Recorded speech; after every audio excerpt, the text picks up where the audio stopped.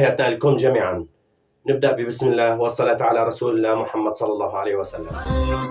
صلوا على رسول الله.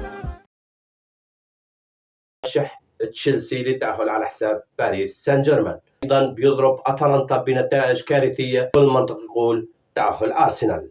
أتلتيكو مدريد بيتأهل على حساب توتنهام بنتائج عريضة.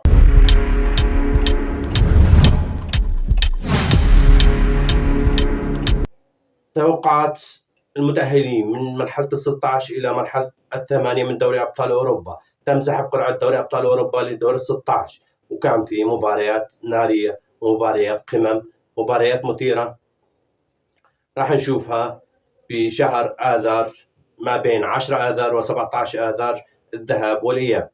توقعات مجنونة ومثيرة ومفاجئة راح أفاجئك فيها. خلينا نكمل مع بعض. نبدأ بمباراة أرسنال وليفركوزن، ولكن قبل ما نبدأ لازم تشتركوا بالقناة وتحطوا لنا لايك ونكمل مع بعض. أرسنال وليفركوزن مباراة تبدو سهلة على الورق لصالح أرسنال، لكن أرسنال يشوف المباراة سهلة، وممكن هذا المنظور يخلي ليفركوزن يضرب أرسنال ويخرجوا من الأبطال، لكن المنطق يقول أرسنال هو الأقوى. أرسنال متصدر الدوري الإنجليزي، أرسنال متصدر دوري أبطال أوروبا بمرحلة الدوري، والمنطق يقول تأهل أرسنال. أما المباراة الثانية توتنهام وأتلتيكو مدريد، مباراة تبدو للمشاهد أنها متقاربة من حيث المستويات، لكن أتلتيكو مدريد راح يضرب ويطحن توتنهام ذهاب وإياب، لأنه سيميوني غير فكره وبدأ ينجح مع العناصر الموجودة والعناصر الجديدة اللي خصوصا تحدثت عنها كثيرا. لوكمان مع أتلتيكو مدريد ومع سيميوني انفجر اللاعب، وممكن يضرب توتنهام ذهاب وإياب ويطحنه ويطلع بنتائج فضيحة لتوتنهام. أتلتيكو مدريد بيتأهل على حساب توتنهام بنتائج عريضة. كابتن هو كله ضرب مفيش شتيمة ولا ايه؟ أما المباراة الثالثة وهي بايرن ميونخ أتلانتا، مباراة توقعتها بفيديو التوقعات سحب القرعة. مباراة أتلانتا وبايرن ميونخ هي مباراة رد الثار للغريم دورتموند اللي أقصاد أتلانتا من مرحلة البلاي أوف، وبايرن ميونخ الأكثر تهديفا على مستوى أوروبا أيضا بيضرب أتلانتا بنتائج كارثية، تأهل لدور الثمانية من دوري أبطال أوروبا. أما مباراة بودو جليمنت ولشبونة راح تكون مباراة هامشية، مباراة بالنسبة للمتابع هي هاربة من الدوري الأوروبي، ولكن بودو جليمنت راح يقدم عرض كروي ممتاز ويتأهل على حساب لشبونة بسبب الجرينتا اللي أهلت بودو جليمنت بفوزه المتتالي على مانشستر سيتي وأتلتيكو مدريد وإنتر ميلان وأقصى إنتر ميلان من مرحلة الملحق، وراح يتأهل على حساب لشبونة. توقع غير منطقي لكن راح يصيب إن شاء الله، ونشوفكم بفترة الإياب بعد رؤية المتأهلين، وراح ترجعوا لهذا الفيديو وتشوفوا المتأهلين اللي أنا ذكرتهم، وراح يكون بنسبة كبيرة 80% توقعات صحيحة. وأهم شيء بودو جليمنت اللي أنا خالفت التوقعات فيه وراح يتأهل على حساب لشبونة. أنت بتتكلم جد؟ مات؟ لا حول ولا قوة إلا بالله، والله ما أعرف غير منك دلوقتي يا أبو حميد.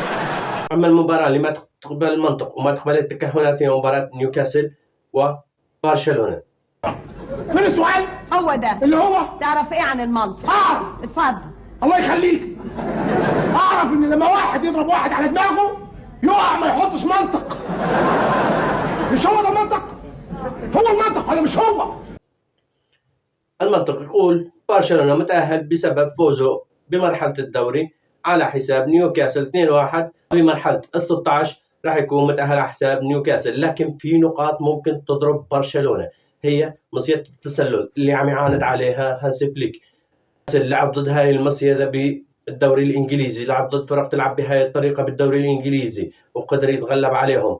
اليوم لو نيوكاسل لعب على هاي النقطة وقدر يتصيد دفاع برشلونة، فراح يضرب برشلونة بمقتل، ونشوف برشلونة خارج دوري أبطال أوروبا.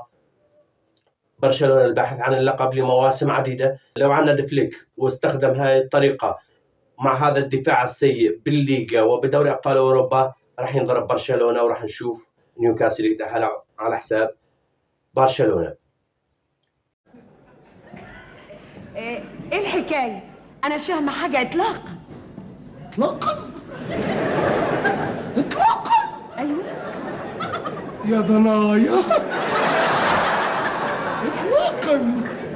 راح أكون مع المنطق، راح أكون لصالح برشلونة بسبب جودة اللاعبين، بسبب لحظات ممكن ينقذك فيها رافينيا، ينقذك فيها يامال، ينقذك فيها أولمو، لكن على فليك الحذر بهاي المباراتين.